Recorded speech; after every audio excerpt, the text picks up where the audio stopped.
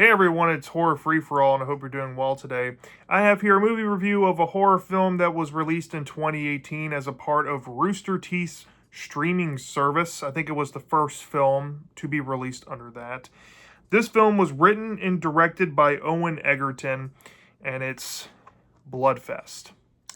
Now, Bloodfest, I never knew anything about. The only thing that I knew of Rooster Teeth ever beforehand of me picking up this movie for my physical collection a few years ago was them doing Red versus Blue, which, if you don't know what that is, it was this series of sorts of creators using Halo 1 or, the Halo 1 engine or whatever, and using the characters and the sprites from Halo to essentially create a comedy show. And I used to watch them religiously when I was younger. I would buy all the installments from GameStop back in the day when they used to sell DVDs. Oh, God. What a different time it was. But yeah.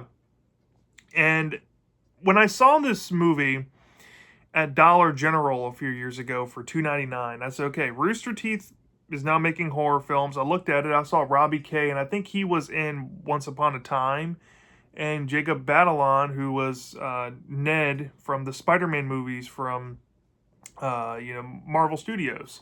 So I was like, okay. And then I saw Tate Donovan, who I kind of recognize from some teen soap opera shows from back in the day. I think he was on Dawson's Creek and The OC and a few other shows that I recognize. So I was like, all right, Tate Donovan's in this. I guess I'll pick this up. Not knowing what it was about, I briefly read the back of it and saw that it's dealing with horror iconography. It's dealing with a horror festival of sorts. This is probably going to be a parody horror comedy kind of thing. And I remember I watched this a few years ago, just as a casual thing. I was going to do a review on it, but, life happened and I never got around to it.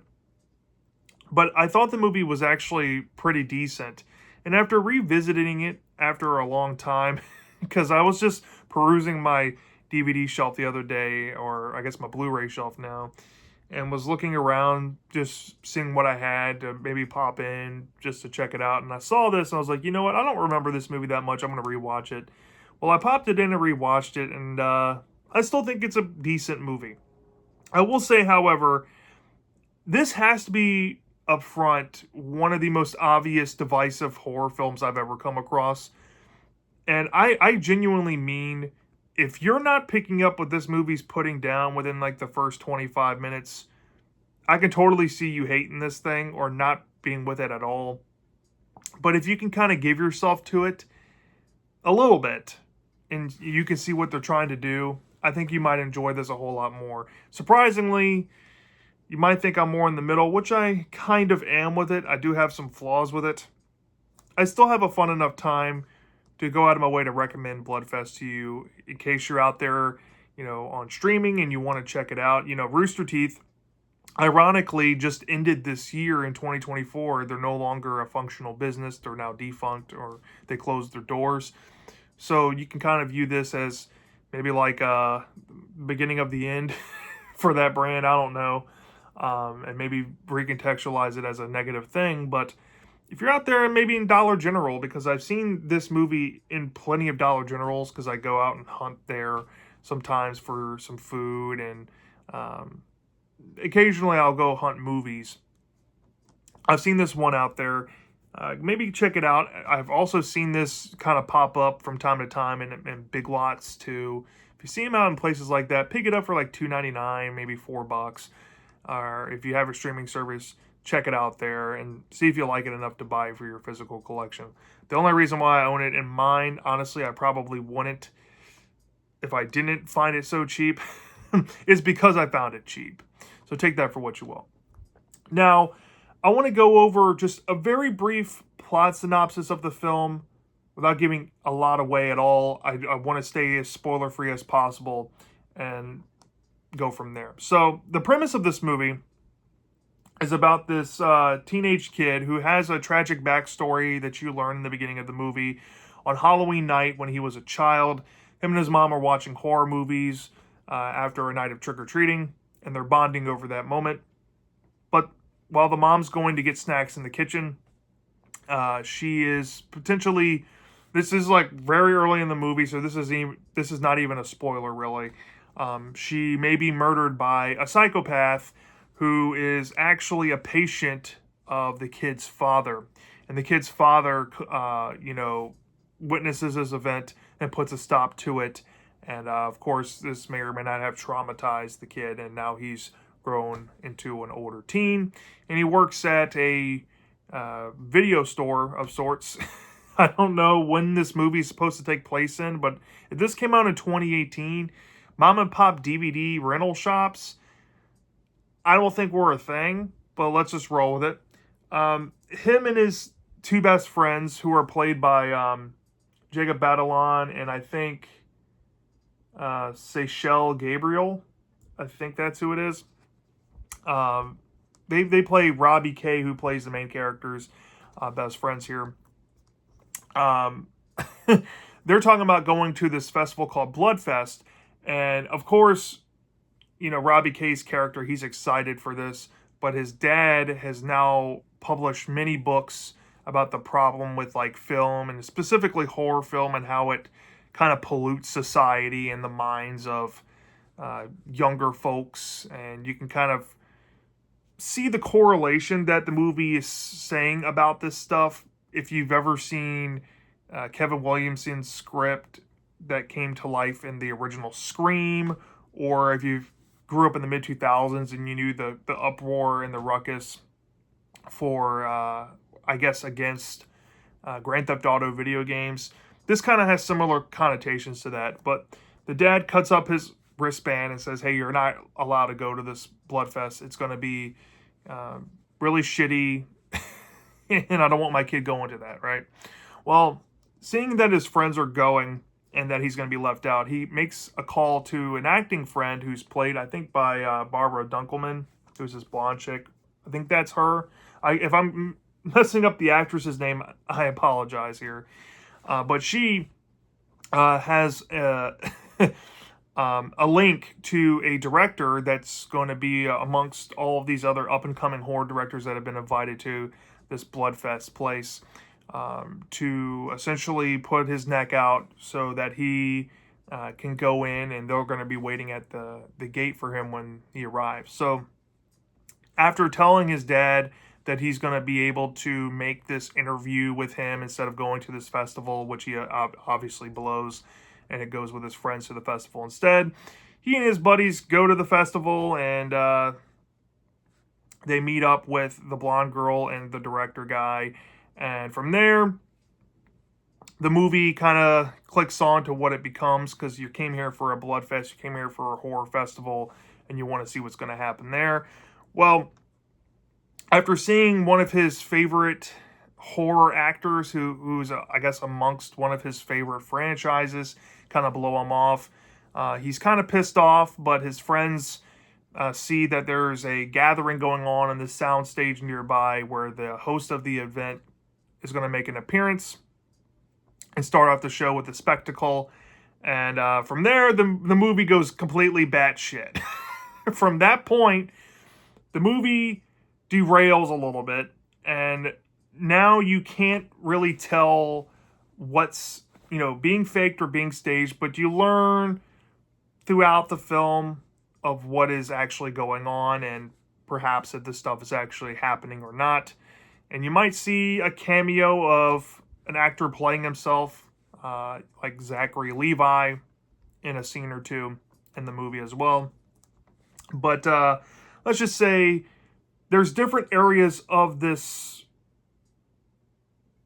festival of sorts that these characters have to navigate through, and they all have their own horror cliches and, I guess, subtypes that the movie is trying to, I guess, come to make a parody of. And there's some clear film references. I don't want to give too much away on these, but you'll clearly tell what movies that they're trying to use to make some of this humor and parody stuff, and I guess meta commentary on, come to light, because I guess they shine the brightest to make it relevant or whatever. But as the story goes along, you figure out what's going to happen to some of these characters, and it builds up to a climax where you get the obvious revelation of what's really going on with Bloodfest, who's behind it, and what this entails for the characters moving forward. And you get that resolution at the end and the implications of where they're going next. So, in a nutshell, that's what you're going to expect out of Bloodfest without giving a lot away at all.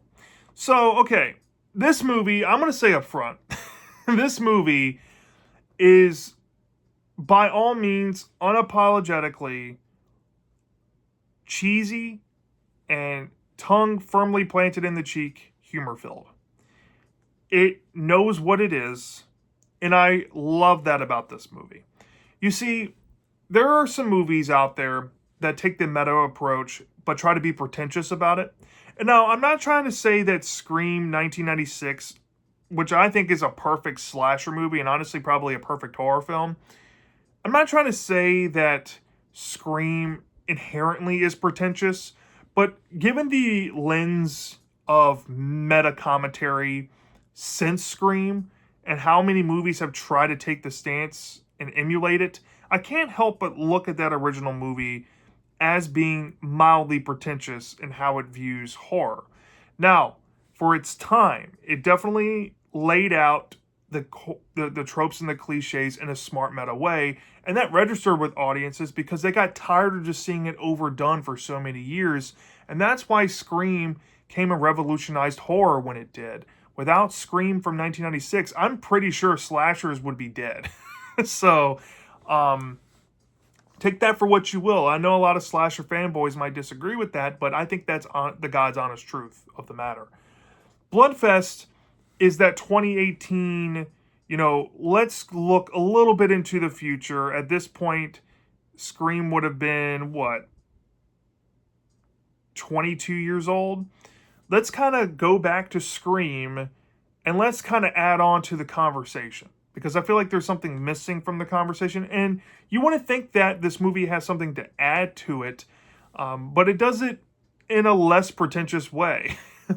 And what it adds, of course, is part of the revelation I don't want to give away in the movie because I want you to go see this for yourself and not be spoiled by me. But there is a note within that revelation that will definitely show you what this movie is trying to say with a specific character, and I'll just leave it at that, about horror films, right? And what it does to the masses. And I wouldn't say it's all that thought-provoking unless you're like, I don't mean this in like a rude or disrespectful way, but unless you're like an intellectual, you probably wouldn't think of this stuff as you're watching. You're probably just turning your brain off or you're just along for the ride. And I get that. But this movie did make me think about how horror films impact fandom and how it impacts culture and just kind of how silly it all is at the end of the day and how we're all normal people, but in our private lives, we crave media that just shows outright depravity and gore and extreme violence and nudity. And perhaps that's saying something about society itself and consumerism and what people are willing to pay for and experience, or at least think that they're experiencing. I don't know. But that's what this movie brings out of my mind, and I love it for that. I think it has something to say underneath all the cheesiness and underneath all the tongue-in-cheek humor, and I really appreciate that. I think the characters of this movie as well are pretty likable. Now, they're not the greatest written by any means. They are pretty much as superficial as you can get, even down to the cliche archetypes that they all kind of fulfill and plot lines within the story involving them. But they're a likable cast enough, and they're all horror nerds at the end of the day, using horror trivia to kind of save them from this mess. And in a lot of ways, this has a mild, like, Fear Street from R.L. Stine kind of vibe. Like, for some reason, as I'm watching this movie for the second time, I can think in my mind, I'm like, this honestly could have been a plot of a Fear Street book. If R.L. Stine really wanted to write something like that. And I'm a massive R.L. Stine fan, and I would have probably loved to read something like this if he would have written it. But, yeah, I mean, it was it was definitely a film that you can get behind being a horror fan with the characters more than actually liking the characters. I think the girl who plays, I guess, Robbie K's best friend girl right here, I think her name is Seychelle Gabriel. I think her character, maybe next to um, Jacob Batalon's character in this movie, are my favorites. Robbie K is the lead, isn't that engrossing, um, and not all that well fleshed out, in my opinion, but there's enough there to chew on with him, and I just kind of wish that they did more with him in the movie. But nonetheless, um, there are some other side characters I really like. I don't want to get into too many spoilers, but like the actor idol guy that we see in the film that kind of disses Robbie K's character, and near like the first portion of the movie, I strangely like him in the film and some stuff they use with him. And yeah, the characters, I guess, when we're looking at like other characters you'll see in the story, like Tate Donovan's role as Robbie K's character's father, and I think Owen Egerton himself, the guy who wrote and directed this film, plays the guy who's running this Bloodfest festival, so to speak. I think their performances and their characters were also fun when they were on screen as well.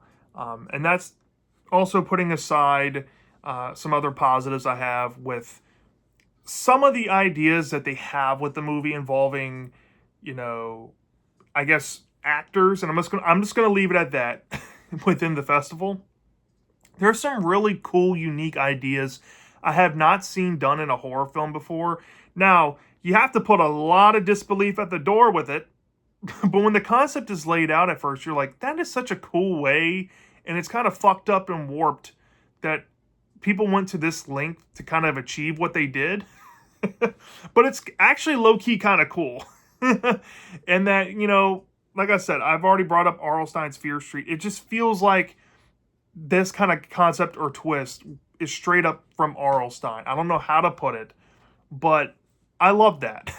I thought it was really, really goofy, but in the best way, because if there's any movie that could facilitate that type of random ass twist, it's this. Now, that might be a make or break for you. A lot of people out there who, when you get to this twist, you might be like, okay, I'm done. I tap out on the stupid, goofy shit.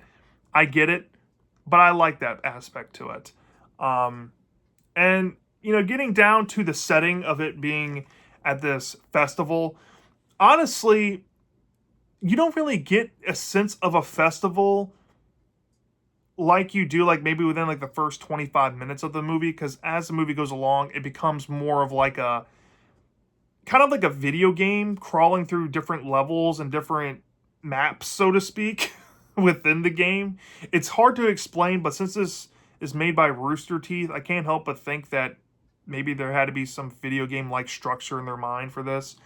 But I did kind of like that approach to the movie as well, where it doesn't stay stale. They're not stuck in one setting the whole movie. They're not just stuck at some soundstage or just out in the woods. No, they change the setting up throughout the movie, and the movie appears to have a much larger budget than you would think because of that. Now, as the movie goes along and as, I guess, the actors start to dwindle, so to speak, it kind of does show with the lack of extras and people they're able to include in the movie. But I don't really hold that against it, because I'm assuming this movie was low budget to begin with.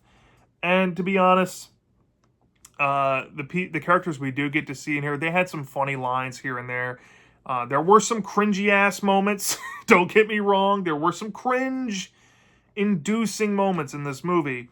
But they're, for the most part, were fun, given the small cast. Okay. And yeah, that's about all I can say for positives with it.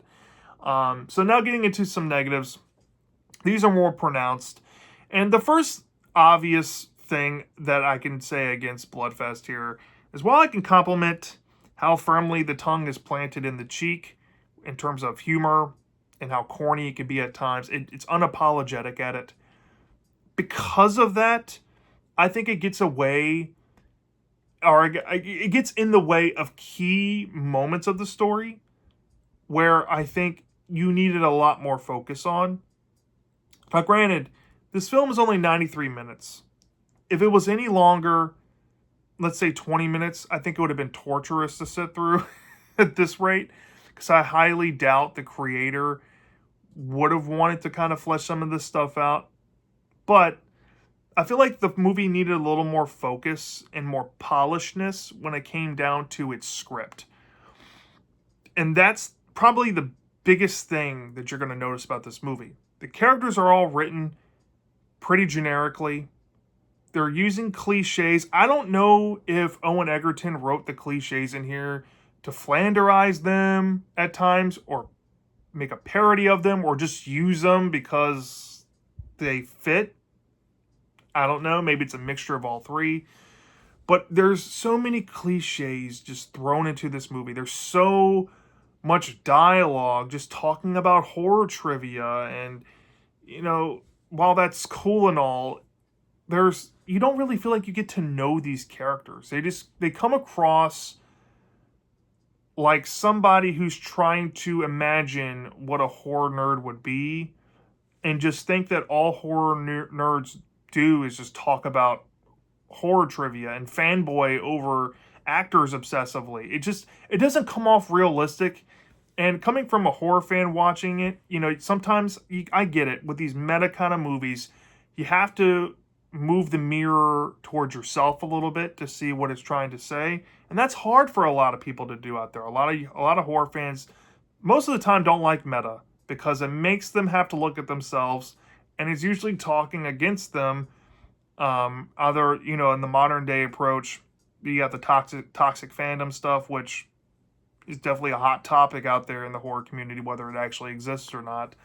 But that, for example, is a thing that films try to do, right? Not saying that this film tries to do that specific thing, like toxic fandom, but this is a movie that kind of relies on putting the mirror towards the audience a little bit. And I don't feel like it does it in a smart way, because, like I said, people are going to see right through the writing of these characters and how the plot's carried and how it's just kind of winging it through the movie. And yeah, I can't say that that's a good strength to it. So there's that. The soundtrack to this movie, I think, is really annoying. I don't mind EDM music. I actually quite like EDM music. It just depends on the artist. But this movie, oh my God, they just blast EDM through like the entire thing of it. And I don't know if that's a style from Owen Egerton. I don't know if this is a product of its time, being, 2018. I guess EDM is still hugely popular. I don't know how popular it is nowadays. But good God, some of these tracks, they're so loud. They eat over the audio of the characters talking. I had to put subtitles on the movie for the fucking EDM soundtrack. For God's sake, stop it. Stop turning music up fucking to 12 and putting the character volume to 6. It's annoying. I hate it when fucking transfers do that shit. I don't know if it was my Blu-ray copy or what, but fuck that shit. I hated that. When we're getting down to the plot progression and the pace of the movie, I'm not going to lie, y'all.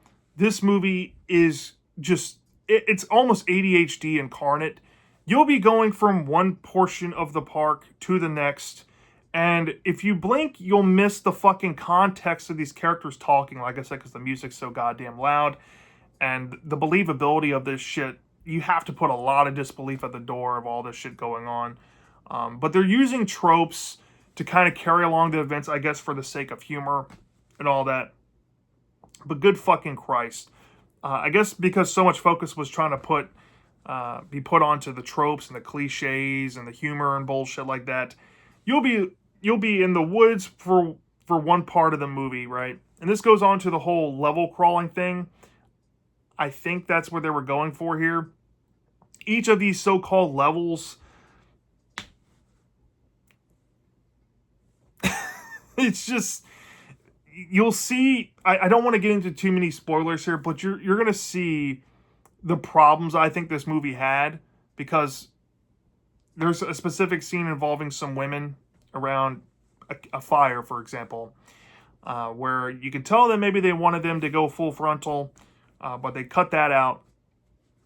And there's a scene, you know, involving the woods and a lot of extras that are implied to be possibly dead, and the budget clearly shows its ugly head there. I mean, and it wouldn't be so bad if these different parts of the movie perhaps were like, I don't know, 5 minutes, but a lot of these places they go to in the movie, they'll get there and then the scene will drag on for about 10 to 12 minutes, maybe even 15. And it's just pointless dialogue of them just going over film trivia and fanboying this actor guy. And it happens multiple times. Not to mention, I brought up that Zachary Levi makes a cameo as himself in the movie.